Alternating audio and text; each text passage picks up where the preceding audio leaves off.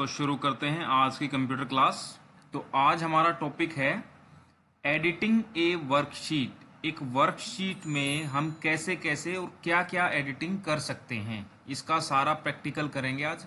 ठीक है, छोटी छोटी चीज़ें हैं, लेकिन जब भी हम माइक्रोसॉफ्ट एक्सेल में काम करते हैं तो ये चीज़ें बहुत यूज़फुल होती हैं। ठीक है, तो सीधा चलते हैं प्रैक्टिकल पे। तो ये हमारे हनी नाम से जो है हमारे पास एक्सेल की फाइल है, इसको ओपन करते हैं। राइट क्लिक किया और ओपन। ठीक है, जल्दी से 4-5 नाम लिख लेते हैं ताकि फिर जो है हम एडिटिंग करेंगे।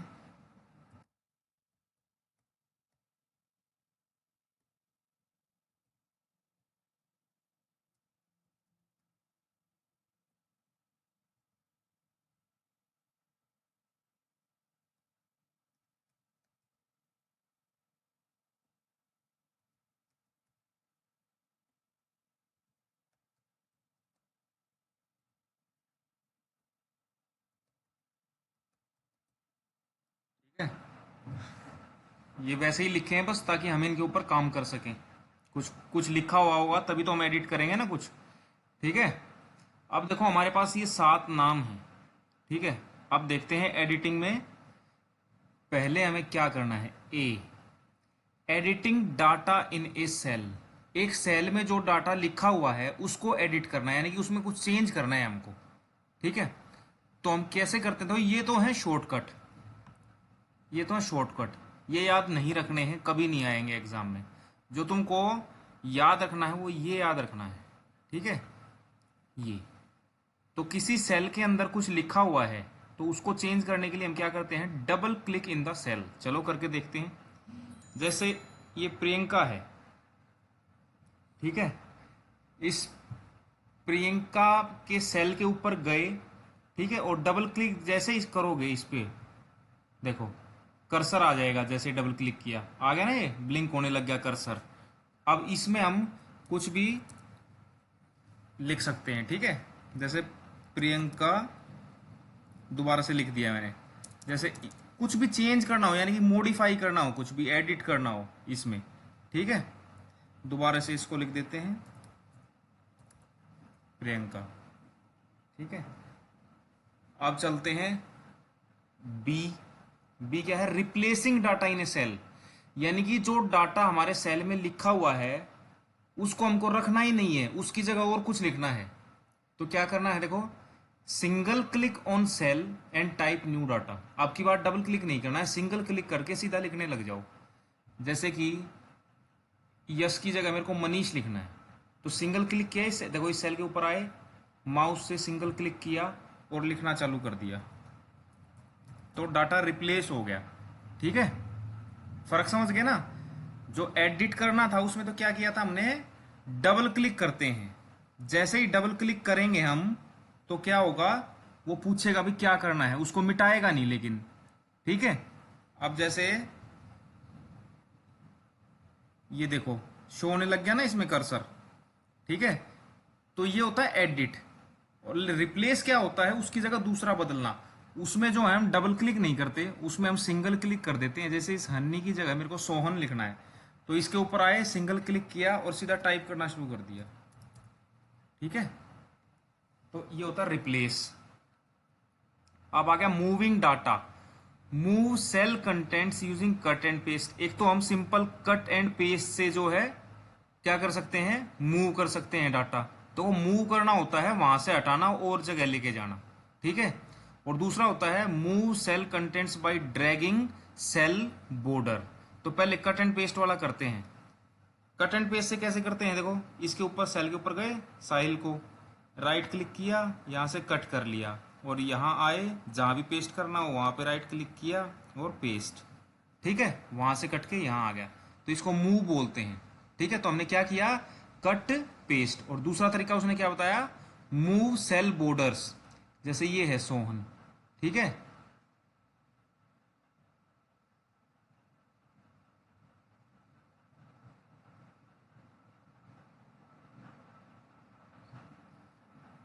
देखो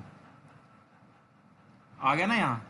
मूव क्या होता है, जैसे जो सेल का बॉर्डर है ना, जैसे ये बॉर्डर आ गया, जैसे ये 4 एरो आ जाए तब, तो उसको दबा के ड्रैग कर दो जहां भी जाना हो अगले सेल में। जैसे यहाँ जाना है तो यहाँ आ गया, उसको खींच दो, यानी कि बॉर्डर पे ऐसे लेके आके, बॉर्डर जब तुम बॉर्डर पे आ जाओगे तो ऐसा दिखेगा ये।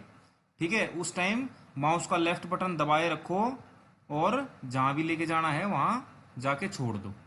ठीक है, मूविंग हो गया तुम्हारा। अब कॉपी, देखो मूव और कॉपी में क्या फर्क है। मूव में तो क्या हो गया, वो वहां से जो है मूव हो गया, वहां से हट गया और दूसरी जगह चला गया। लेकिन कॉपी का मतलब होता है वहां भी रहे और दूसरी जगह भी चला जाए।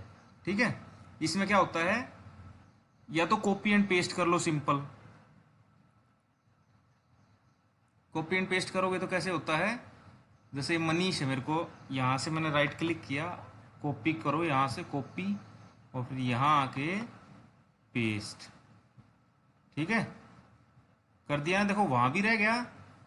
ठीक है, और यहाँ भी रह गया। ठीक है, तो अब की बार हमने कट नहीं किया, अब की बार हमने कॉपी किया है। कट में तो पहले वाली जगह से गायब हो जाता है, लेकिन कॉपी में पहले वाली जगह भी रहेगा और नई जगह भी रहेगा। ठीक है, तो अब चलते हैं आगे। कॉपी एंड पेस्ट से कर सकते हैं, या फिर क्या कर सकते हैं, copy cell content by dragging cell border along with holding control key. ठीक है, इसमें क्या बोल रहा है, इसको तो यहाँ ऐसे क्लिक किया, सेल बॉर्डर पे आए और कंट्रोल दबा के रखा और इसको ऐसे यहाँ ले आए, तो यहाँ भी रह गया, यहाँ भी रह गया। ठीक है, लेकिन कंट्रोल नहीं दबाओगे तो कट होगा। चलते हैं आगे। हाँ, एक ये होता है, copy a single cell to several cells by dragging fill handle. Fill handle क्या होता है, जैसे ये है मनीष लिखा हुआ, जब तुम इसके कोने पे यहाँ पे आओगे ना तो पतला सा ये प्लस का निशान बन जाएगा। इसको जैसे ही तुम खींच के और पूरे सेल्स में भर दो, हर जगह मनीष मनीष हो जाएगा। इसको बोलते हैं फिल हैंडल। ठीक है, अपने आप लिखा आ जाएगा नीचे तक। तो ये थी कुछ एडिटिंग की चीज़ें, और चलते हैं एडिटिंग में कुछ है तो। हाँ, अगर कोई नया सेल जो तुमको ऐड करना है, ठीक है, इंसर्ट सेल्स कॉलम्स और रोज। ठीक है, अगर हमको नया सेल इंसर्ट करना है वो भी कर सकते हैं, कॉलम करना है वो भी कर सकते हैं, और रो करनी है वो भी कर सकते हैं।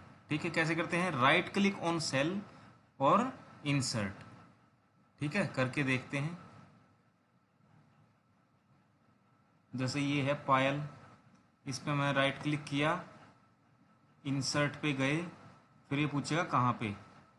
ठीक है, और ओके कर दिया। अब देखो पायल के ऊपर एक नया सेल आ गया खाली। ठीक है, ये किस लिए होता है, अगर हमको बीच में कुछ लिखना पड़ जाए तो।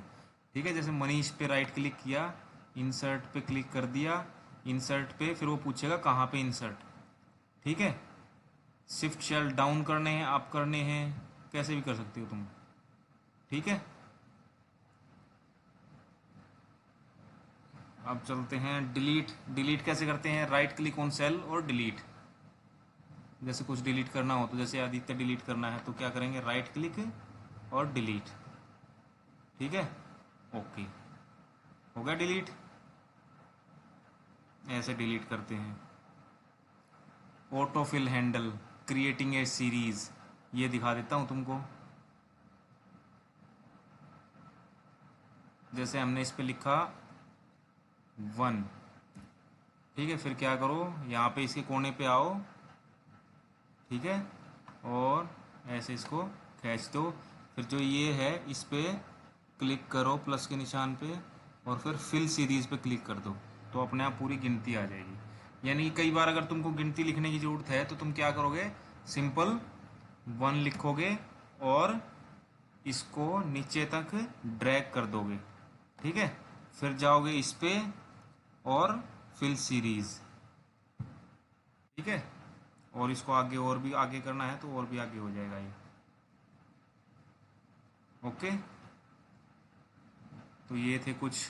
अब चलते फॉर्मेटिंग पे। फॉर्मेटिंग में कुछ नहीं है, सिंपल वही किसी चीज़ को बोल्ड करना हो, इटैलिक करना हो, अंडरलाइन करना हो, फ़ॉन्ट साइज़ वगैरह, grow font, swing font, colour change करने हो, ठीक है, अलाइन करना हो टेक्स्ट को, ये वही चीज़ें हैं जो हमने वर्ड में करी थी।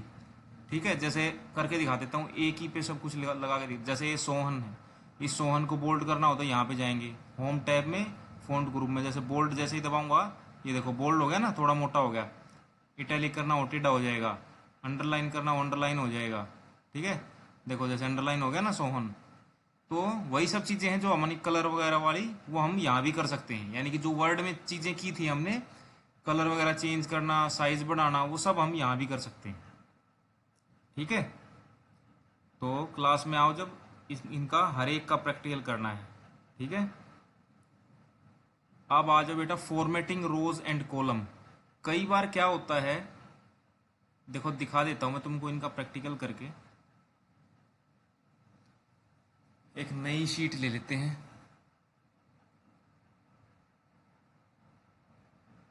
देखो जैसे मैंने यहां लिख दिया नेम, यहां लिख दिया फादर्स नेम।